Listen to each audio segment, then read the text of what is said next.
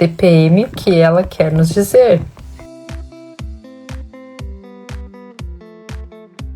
Mas é isso que a gente vai falar hoje, gente. E acho que essa é uma questão muito importante, principalmente pra gente diferenciar e pra gente não entrar no processo de que ser mulher é ruim, de que ser mulher carrega dor, de que ser mulher é algo que nos bloqueia, né, que nos incapacita. E é claro, a gente tem mais chances de ter sintomas, essas variações, mas isso não é algo obrigatório do nosso gênero, da mulher. Então, acho que isso também é muito bom pra aliviar tudo que a gente pode carregar, às vezes até mesmo de uma forma inconsciente, né? De ter ouvido, sei lá, mãe, avó falando que sofria. E de fato, talvez em outros tempos, tanto pela falta de conhecimento quanto pela falta de cuidados, né? Então, imagina ficar menstruada em um contexto onde não tinha soluções confortáveis pra você ficar menstruada, né? Então, isso poderia sim ser um peso, digamos. Mas eu acho que a gente já tá no momento da nossa sociedade que a gente precisa trabalhar cada vez mais isso e tirar esse peso e entender que, na verdade, esses sintomas podem sim ser muito vantajosos. Por mais que às vezes eles não sejam legais, que seja assim,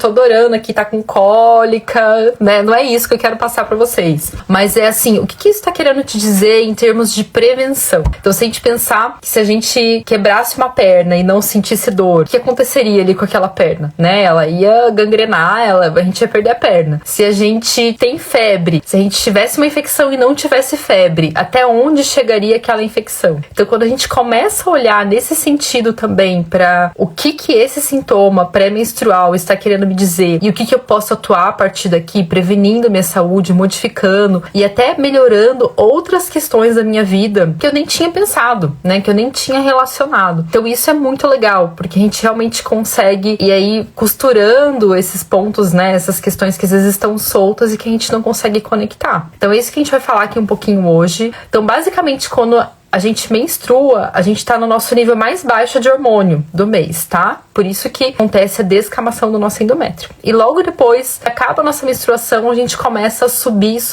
cada vez mais o nosso nível de estrógeno. O estrógeno, ele vai ser muito bom pro nosso corpo, mas vai ser ruim quando ele estiver em excesso ou em falta. Então, tudo em excesso e em falta na nossa vida é ruim, e especificamente no estrógeno a gente sente isso muito na pele, às vezes mesmo não sabendo. Questões estéticas da mulher, né? Então, lubrificação das mucosas, lubrificação vaginal, a saúde do cabelo, a saúde da pele, o viço da pele, crescimento dos seios. Ele sustenta muita questão emocional e mental, então memória, concentração e toda a parte de serotonina é muito conectada com o estrógeno. A massa óssea, a massa muscular, então tem tudo a ver com o estrógeno. Isso é muito importante da gente lembrar, porque a gente não tem receptores de estrógeno só no nosso útero, só ali no endométrio. A gente tem no corpo todo. Quando a gente fala de desequilíbrio hormonal, os sintomas são sistêmicos, seja para endometriose, para TPM, para ovários policísticos, para fertilidade, para você estar bem, para você estar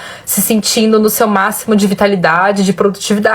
Então, é sempre uma questão sistêmica. Nunca vai ser só, tá ali só no meu útero, né? O útero não é separado do corpo. E por isso que quando a gente faz intervenções medicamentosas também, a gente também vai ter impactos sistêmicos. Talvez mais perceptíveis, talvez não tão perceptíveis. Seja porque você se acostumou com aquilo, ou seja porque você começou aquela intervenção há muito tempo, faz 10, 15 anos que você está naquela intervenção e você nem sabe direito como que você é sem aquilo. Então é sempre um ponto importante da gente relembrar que essas questões são sempre sistêmicas. Primeira parte, o estrógeno vai subindo.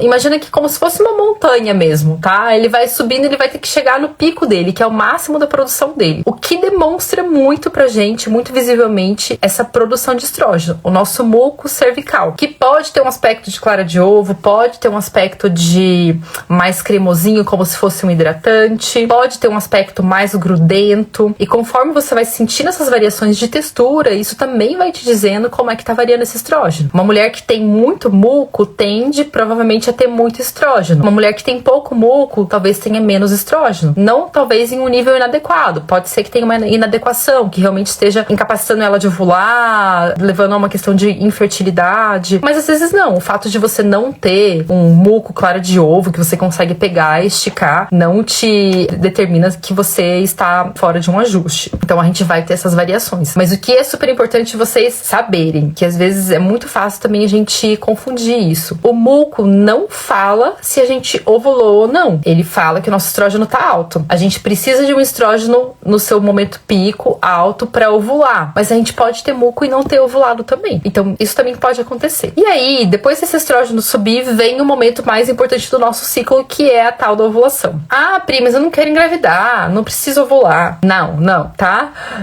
Mesmo não querendo engravidar, a gente precisa ovular. Por quê? Porque a partir da ovulação, a gente vai produzir a progesterona. E é a progesterona, por exemplo, que vai equilibrar. Muita gente sempre me pergunta de acne, né? A gente tem vários fatores interferindo na questão da acne, mas aquela acne que vem aqui na região da mandíbula é uma acne muito androgênica. Então, uma acne muito relacionada ao aumento da família da testosterona, androstenediona, essa ideia. E, por exemplo, se a gente tem um nível adequado de progesterona, se a gente tá ovulando adequadamente, a gente já vai equilibrar esses hormônios. Então, olha só que importante. Se a gente tá ovulando adequadamente, a gente vai produzir progesterona que vai se conectar com neurotransmissores do nosso cérebro que chamam GABA, que é o que ajuda a gente a ter foco, concentração, ajuda a gente a estimular o sono e a manter uma boa qualidade de sono. Então, realmente, assim, a gente entender a importância da progesterona. Por quê? Quando a gente usa anticoncepcional, a gente bloqueia totalmente a progesterona, né? E aí, apesar de não ser o tema da live de hoje, mas a gente cresceu, né? E ainda convive em uma sociedade onde é muito normal a gente bloquear os nossos hormônios sem a gente entender o impacto daquilo. E talvez vocês que me sigam há mais tempo já entendam um pouquinho mais disso.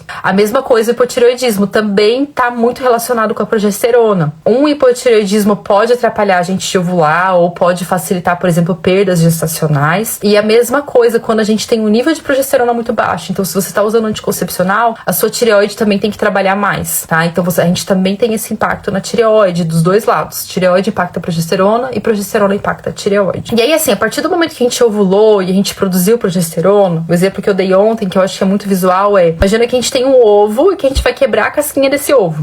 Então, vai sair de lá de dentro a clara e a gema, que é o nosso óvulo, tá? E o que ficou era o folículo ovariano.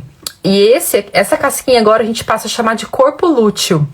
O que ele vai fazer? Ele vai ter um papel hormonal. É ele que vai ficar estimulando essa produção de progesterona. O óvulo foi embora. Se ele foi fecundado, engravidou. Se não foi fecundado, não engravidou. E a vida continua. Mas o que importa é essa casquinha que ficou aqui, que é o corpo lúteo. Por isso que a gente passa a chamar de fase lútea. Porque quem tá dominando ali agora é o corpo lúteo. E aí, esse corpo lúteo, mantendo essa progesterona, também depende de nutrientes. Ele depende, por exemplo, de vitamina A, de selênio, de vitamina B5, né? Então, o primeiro passo é a gente manter esse corpo lúteo bem saudável. A gente considera que uma fase lútea saudável dura pelo menos 10 dias. Tá? Então, vamos supor que assim, você conseguiu identificar que você ovulou, mas você contou 7 dias. Ou deu 7 dias e você começou a ter um gotejamento. Então, tudo isso indica que esse corpo lúteo não tá conseguindo manter essa progesterona, que ela tá caindo antes do tempo.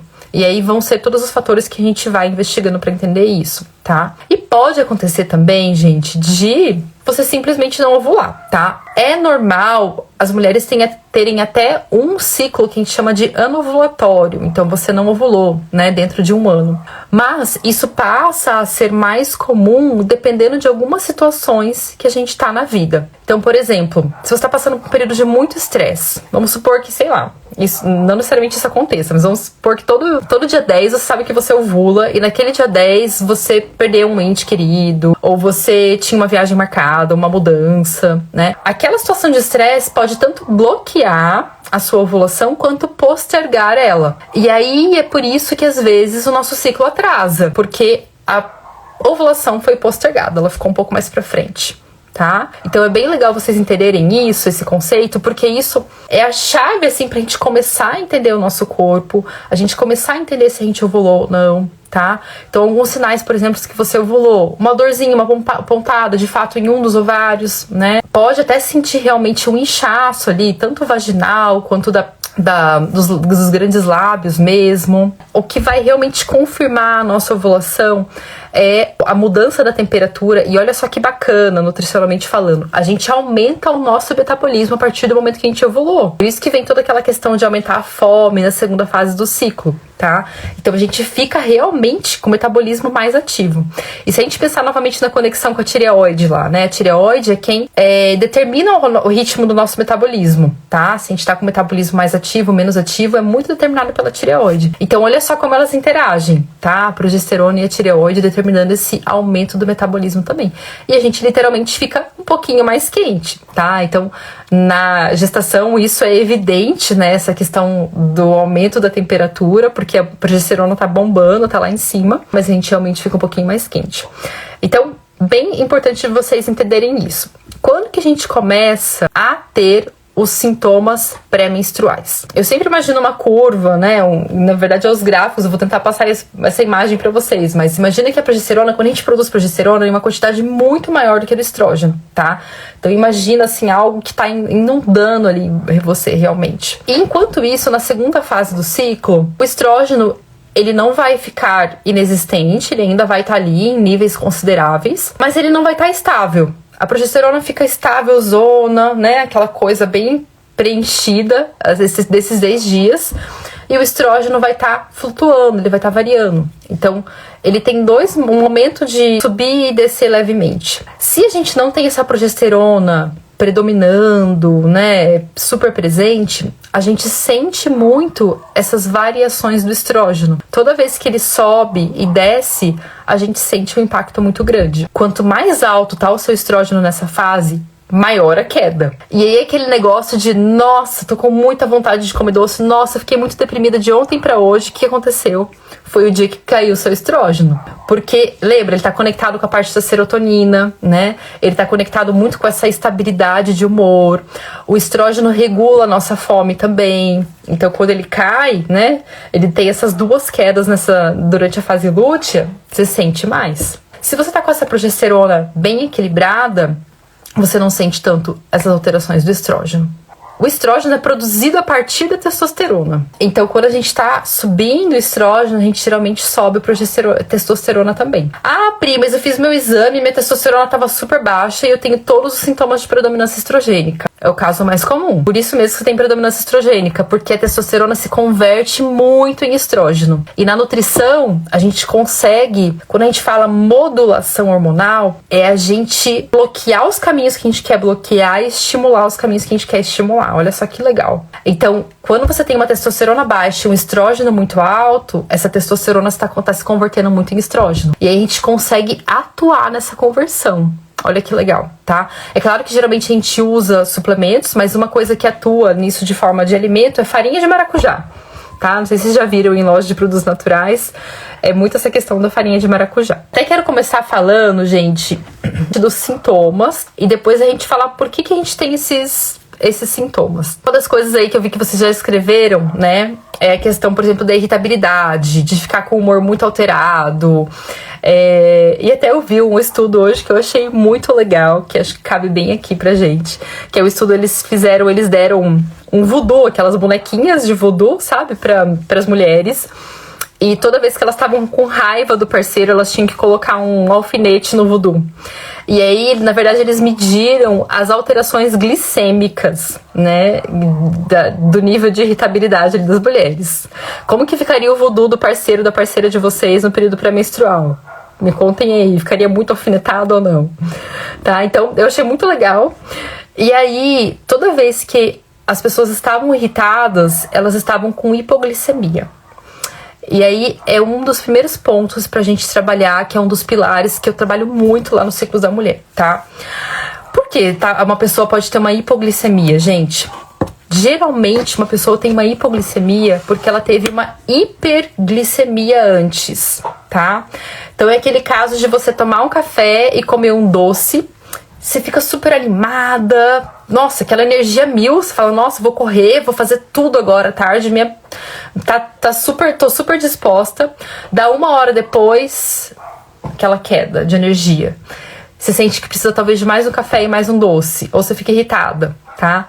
Ou você é aquela pessoa que você não consegue ficar mais de 3 horas sem comer, né? Então pula uma refeição, já começa a ficar irritada, né? Já começa a ficar ansiosa, brava, tá? Então esses são muitos sintomas de alterações glicêmicas, ou quem tem muita vontade de comer doce também, tá? E por que isso pode estar ainda mais exacerbado no período pré-menstrual? Porque no período pré-menstrual a gente fica mais sensível ainda aos carboidratos. O que quer dizer isso? A gente não metaboliza bem os carboidratos. Se você comer um doce logo depois da sua menstruação, a sua glicemia vai subir menos do que se você comer o mesmo doce no mesmo horário no seu período pré-menstrual. A sua glicemia vai subir mais, tá? Então por isso que a gente até acaba determinando também um estilo alimentar conforme as fases do ciclo, tá? E aí, o que a gente pode trazer de conhecimento? No período pré-menstrual, uma das coisas que a gente tem que atuar muito é equilibrar o índice glicêmico, tá? Então é um período que talvez não dê pra você fazer, dependendo do seu perfil, tá? Mas na maioria, mesmo que seja algo saudável, não dê pra você fazer um mingau de aveia com banana e mel de manhã. Você vai ficar mais instável ao longo do dia, mesmo que seja um docinho saudável, tá?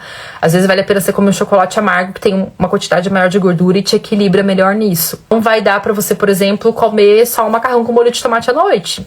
Você vai acordar, você pode ter mais insônia, você pode ficar mais irritada, tá? Então são coisas bem importantes, básicas pra gente atuar, porque isso, a modulação glicêmica, é o princípio pra gente controlar inflamação.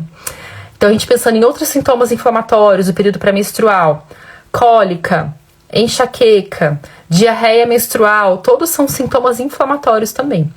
E aí hoje em dia se fala muito da dieta anti-inflamatória, e de fato a gente tem alimentos que têm potencial anti-inflamatório muito bom, né? Então, cúrcuma, gengibre, canela, casca de uva, né? Tudo que é roxo é muito anti-inflamatório também, própolis, tá? Se a gente tá tomando cúrcuma, se a gente tá tomando todas essas coisas, ômega 3, e tá com muita instabilidade de glicemia ao longo do dia, a gente vai ter um potencial nos inflamando ali, tá? Então esse é um ponto bem importante pra gente realmente atuar, tá? E até muita questão da ansiedade, gente. O quanto que a ansiedade é afetada por essa instabilidade glicêmica, tá? Eu já vi um podcast uma vez de uma psiquiatra que ela trabalhava realmente assim com quem chegava a ter um surto, né, de realmente ficar, né, descontrolado. E ela falou, olha, eu nunca vi uma pessoa ter um surto sem estar com hipoglicemia, tá? Então, nesses sintomas de hipoglicemia é porque realmente subiu demais e desceu demais.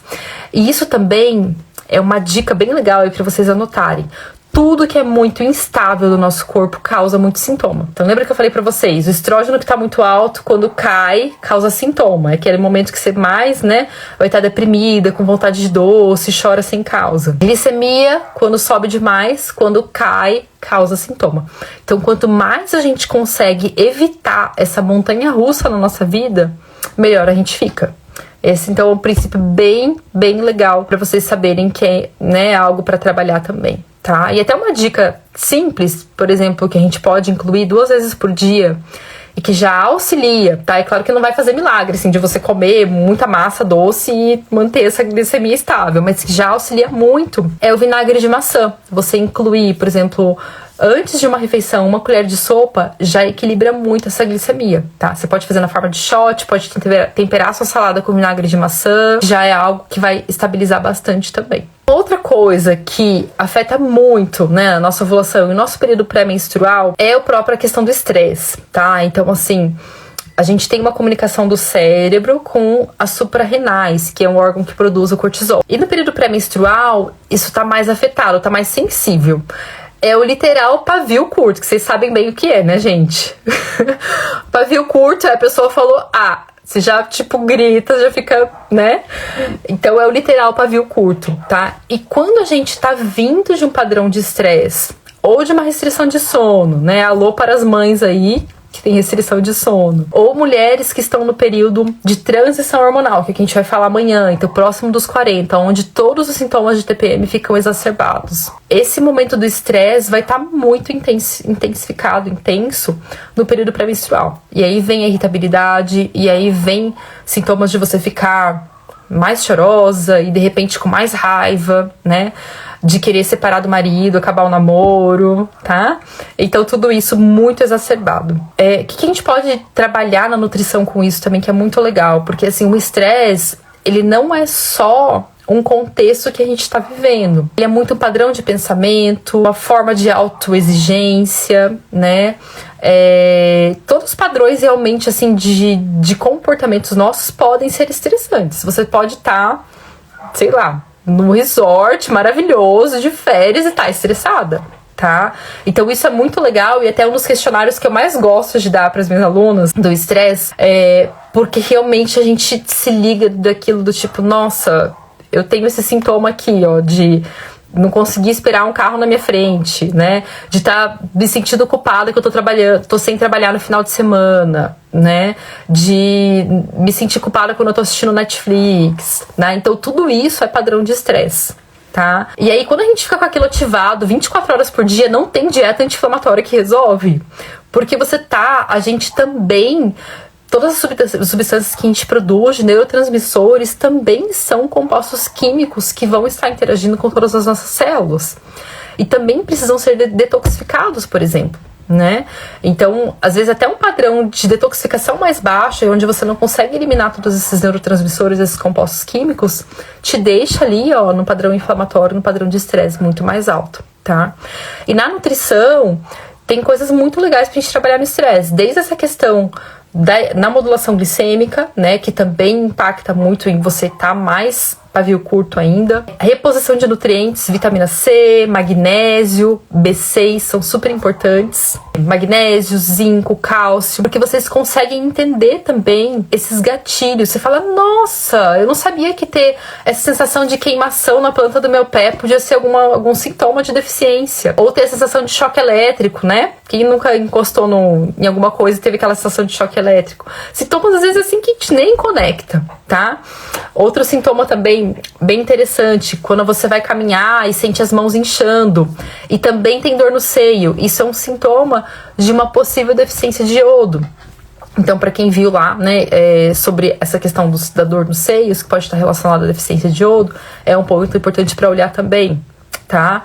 O do ferro, que é super comum, né, então você tá sentado, deitado e levantar e sentir que abaixa a pressão, né, que fica tudo meio escuro, isso pode ser um sintoma de deficiência de ferro. Se acontecer mais pela manhã, pode ser um sintoma de alteração do cortisol, por exemplo, tá? Então depois, vocês entrem lá no grupo, no final da live eu vou colocar aqui, tá? Do magnésio, olho tremendo, né? Bem comum quando passa por um período de estresse, aquele olho ficar tremendo. Bebe um pouquinho de água e já tem que ir pro banheiro toda hora, porque a gente fica com uma desidratação celular, mesmo bebendo água, essa água não entra para dentro da célula, tá? Zumbido no ouvido, também pode ser comum. O próprio sintoma de cólica, insônia, dificuldade de dormir, muito ligada também à questão do magnésio, dificuldade de relaxar, né? Tanto magnésio quanto cálcio. E aí eu queria contar um pouquinho pra vocês, gente, assim, por que a gente vem... Muitos desequilíbrios hormonais são causados por desequilíbrios nutricionais. E por que é tão comum a gente ter desequilíbrios nutricionais mesmo se alimentando bem? E assim, até a maioria das pessoas que eu atendo não são pessoas que se alimentam super mal, são pessoas que geralmente já estão se alimentando super bem, né? E eu entendo que tudo bem, cada uma tem o seu processo, até porque eu geralmente atendo ex-alunas minhas que já passaram por processo de aprendizado, mas pode ser que de fato você entenda que tem algumas coisas pra melhorar, e pode ser que de fato você fale, nossa, eu me alimento muito bem, por que eu tô com esses sintomas? Parece que não justifica tudo isso que eu faço, né? Então, a gente tem algumas questões aí. Primeira delas, a gente tem alguns fatores na nossa vida, tá? Que tiram nutrientes do nosso corpo. Então, alguns deles, consumo de medicamentos, anti-inflamatório, antibióticos, o próprio anticoncepcional, tá? A gente fala que depleta, né? Quando tira, depleta muitos nutrientes do nosso corpo. Álcool depleta muito nutriente, tá, gente? Não sei se é uma questão aqui para algumas de vocês, mas se fala, né, que uma dose, assim, recomendada seria até 4 doses por semana. Dependendo de como tá o seu metabolismo, da sua capacidade de detoxificação, às vezes 4 doses por semana já impacta demais, tá? Então, o que seria uma dose? 300 ml de cerveja, ou 120 de vinho, ou 60 de destilado, tá? Então, se é algo assim que chega de quinta a domingo, você tá consumindo álcool, isso elimina muitos nutrientes do seu corpo, principalmente vitaminas do complexo B, que atuam muito nessa questão do humor, da estabilidade, tá? Então, um ponto importante também. Fumo, cigarro de qualquer tipo, bastante também, depleta bastante nutrientes, tá? E aí a gente tem depois as questões ambientais. Então, o que seriam essas questões ambientais? Desde contaminantes plásticos, tá? Que vão atuar, como a gente usa um termo que é disruptores endócrinos, que eles alteram os nossos hormônios, eles se conectam nos nossos receptores de uma forma que deixa eles confusos, né? Então, garrafinha de plástico, que às vezes você carrega e deixa no carro e esquenta, né? É claro, assim, que a gente não consegue eliminar todos os plásticos da nossa vida, mas vale a pena não ter uma garrafinha de plástico, não esquentar a comida em recipiente plástico. Se você compra uma sopa pronta, uma marmita saudável pronta, mas que vem no recipiente plástico, questione como é isso, né? Se eles colocam no recipiente ainda quente, tá? Aqueles recibos de mercado, recibo de estacionamento, que toda hora a gente recebe aquilo de cartão de crédito, aquilo é uma autocontaminação de bisfenol A, mesmo pegando só na mão, né? Então, evite ao máximo pegar recibos, tá? Tem até um estudo com caixas de mercado, né? Enquanto que isso impacta hormonalmente nelas. E a gente tem, assim, os próprios contaminantes da água também, né, gente? Então, se é uma água que é um galão de plástico, os peixes do mar acabam sendo mais contaminados também. Então, quando eu falo disso no programa, no módulo 3, eu falo de toda essa parte de detoxificação e de intoxicação. Não fiquem noiadas, é bastante coisa que nos contamina, mas o que a gente tem que aprender é nos proteger, tá? Então, quanto mais a gente tá otimizando a nossa detoxificação, a gente tá conseguindo repor esses nutrientes que a gente viu que tá deficiente, né? A gente usa estratégias como ervas amargas, silimarina, clorela, as brásicas, que vão estar ajudando a estimular essa detoxificação, né? Vocês conseguem fazer o reset lá de detoxificação pelo menos a cada 2 vezes por ano ou 4 vezes por ano, sempre que muda a estação. Já é ótimo, a gente já está estimulando esse processo de acontecer, da gente estar se limpando sempre. E aí, assim, e os agrotóxicos também, né? Acho que não só no Paraná, né, Ana, mas assim, realmente no Brasil, principalmente nos últimos anos, onde muitos agrotóxicos foram liberados, a gente realmente está muito, muito contaminado, tá?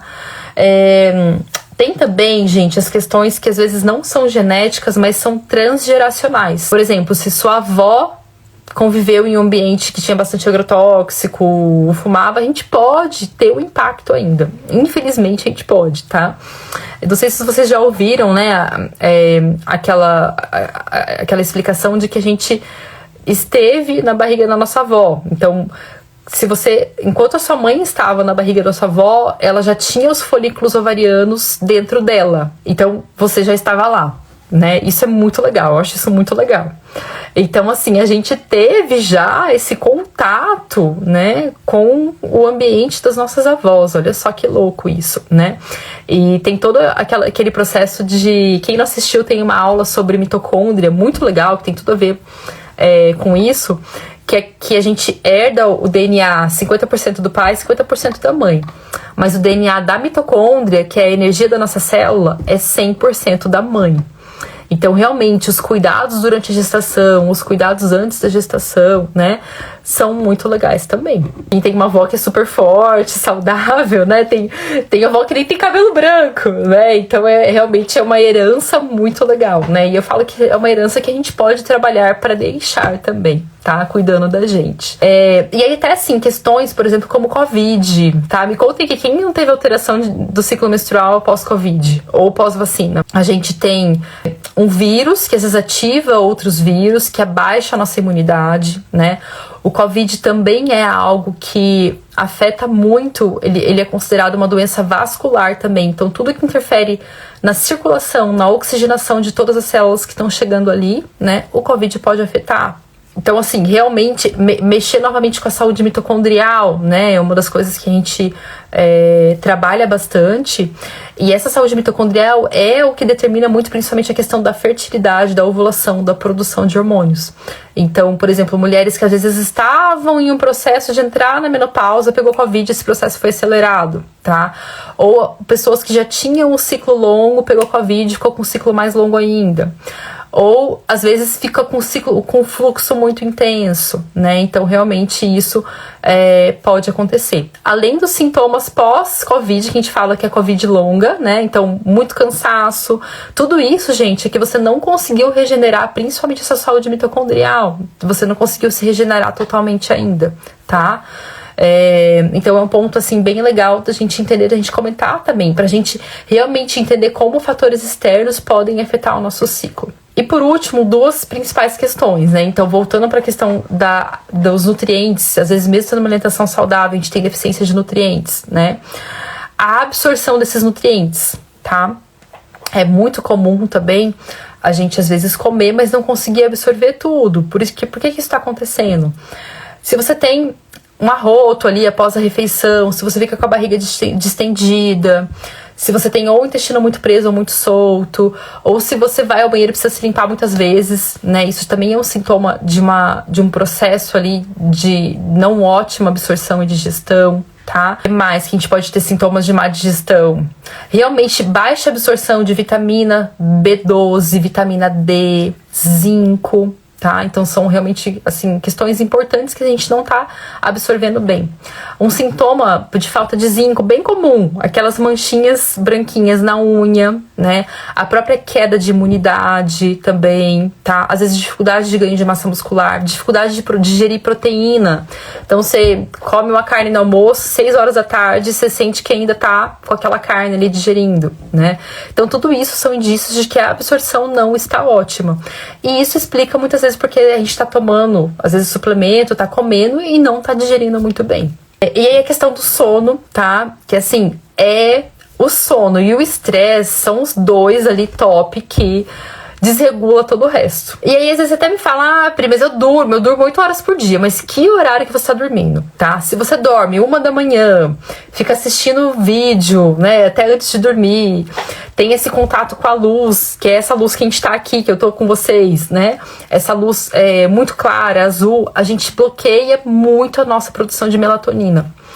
E a melatonina é um dos maiores antioxidantes naturais do nosso corpo e impacta diretamente na nossa capacidade de ovulação. Então, se a gente já tem esse bloqueio de melatonina, né, a gente não vai ter, às vezes a gente vai ter um impacto na nossa ovulação também, tá? Essa é a que mais pega, né, gente? Essa questão do estresse, do sono, que é, assim, a nossa vida moderna, na verdade, né? Então, realmente, assim, são coisas que, pelo menos pra gente tendo consciência de que são coisas que podem impactar.